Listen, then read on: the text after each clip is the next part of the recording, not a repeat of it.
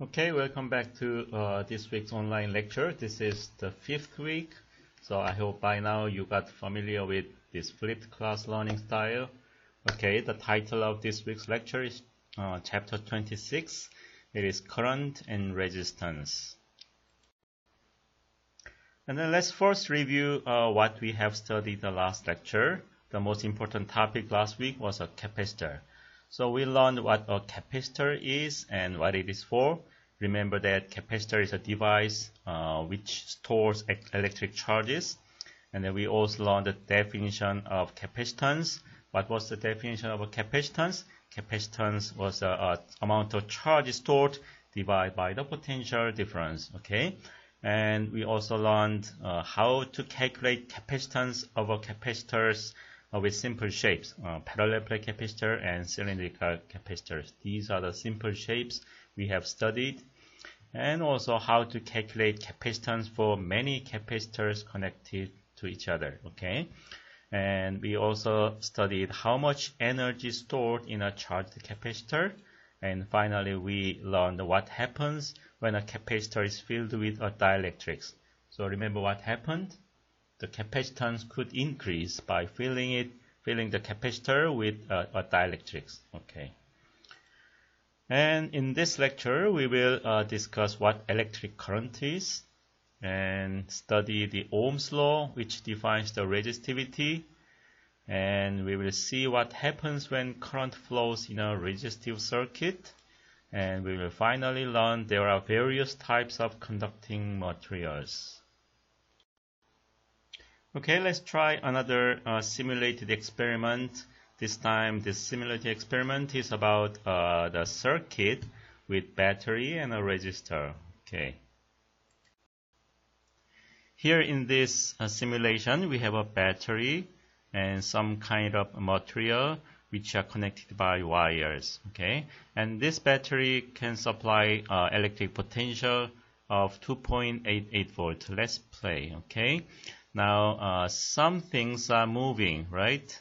So these small dots are coming out from the negative terminal of the battery, and it goes through and then comes back into the positive terminal. What do you think they are?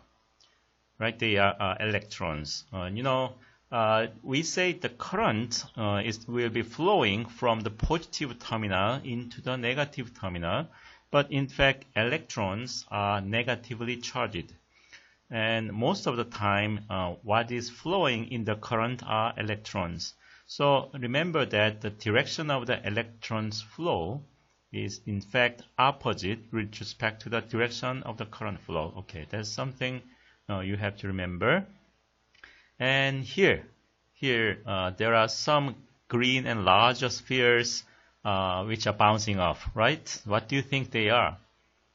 They in fact represent atoms in this material which are actually bouncing off, and then at the same time they are colliding with electrons, so they make the electron flow difficult. Okay, this is the actually this phenomena is more or less like resisting the current flow, so that's why we call it resistance. And then this material is a resistor. Okay, and then here let's see what we can do.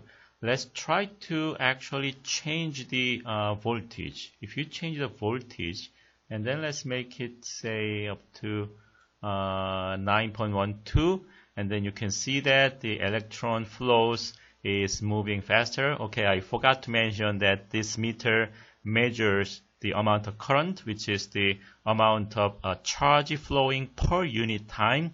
And as you can see, the number has slightly went up. And then you see that the bouncing off of these atoms became larger. And then the color has actually changed. This color represents that the temperature has changed. We will see later why the temperature is changing here. What has temperature got to do with this electricity? Okay, we will see that. Okay, and then I can put it back down, and then let's go back to the original value where we were. We were at 2.88 volt. Okay, and then now you see that the temperature has gotten colder back. Okay, and then let's try another thing. actually here we can change the resistance of this material, which means that by increasing the resistance, we can make this electron flow more difficult. Let's see what happens if you increase the resistance. Okay, I made the resistance twice. As you can see, there are some twice more of these green things. Okay, and then they are blocking or actually resisting the electron flow. So from the viewpoint of electrons, it is more difficult to flow. Okay, and then of course if you reduce this resistance down to 0.2, you see there are not many. There are just 3 in this figure. So electrons feel it is a lot easier for them to flow. Okay, and then at this situation, the current flow will become larger. Okay. So we have just seen the simulated experiment about the conducting electrons, but in fact, what we have just seen is more like a cartoon with a lot of approximations. Okay, so we will discuss now in detail what actually is going on when the electrons are flowing. Okay, the first thing, how fast are the free electrons will be moving? Well, in the simulated experiment, it looked like the electrons were moving not very fast, right? But in fact, free electrons in conductors, actually, they can move very fast. The speed at which they are moving is approximately 1,000 kilometers per second. It's very fast, right? But in fact, the reason why the simulation showed as if the electrons are not moving very fast is the following. Okay, suppose there is no potential difference in the beginning. Even without potential difference, electrons are still moving, and then they are moving because of the thermal energy. At certain temperature, because of the kinetic energy associated with the thermal energy, the electrons will be moving at very fast speed. But then there is actually no direction, so they can move to any direction, so they perform so-called a random walk.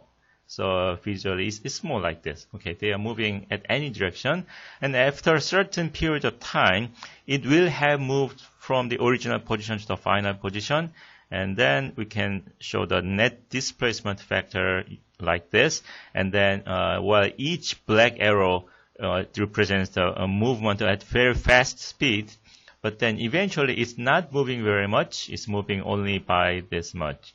And then remember, there are a lot of electrons, not just one, but Avogadro's number of electrons in this conductor. So, and then each of them, of course, will have no special direction. So if you combine all of them, it will just look like they are moving at any random direction uniformly, effectively. So therefore, there will be no net motion, so zero motion, right? And then suppose now we apply the electric potential, and then according to this picture, actually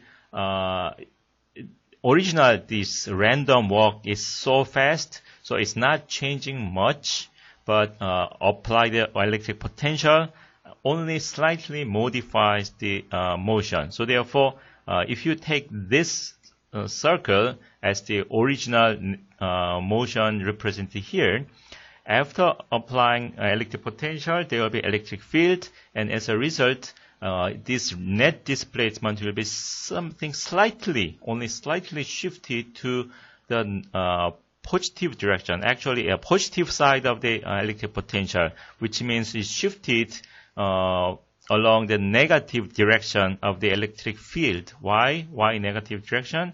Because electrons are negatively charged. Okay, so this is the reason why we showed that electrons may be moving very slowly. And then, in fact, when you say current, actually this random walk, very fast random walk, does not contribute. It is only the net displacement, and especially the slightly shifted part coming from this electric field only contributes to the electrical current. Okay, this is what is actually happening. And then one more thing to note is that, this is something we already said. The electrons are given negative signs due to the historical reasons. I think it was Benjamin Franklin who just happened to assign negative signs to electrons. and then as a result, a flow of electrons is equivalent to the flow of positive charges of equal amount along the opposite direction. Okay, so especially in this case, electrons will be moving in this direction, and then this is equivalent to the amount of positive charges flowing this direction. Okay, so and then these both of these arrows represent electrical current going this direction. Okay.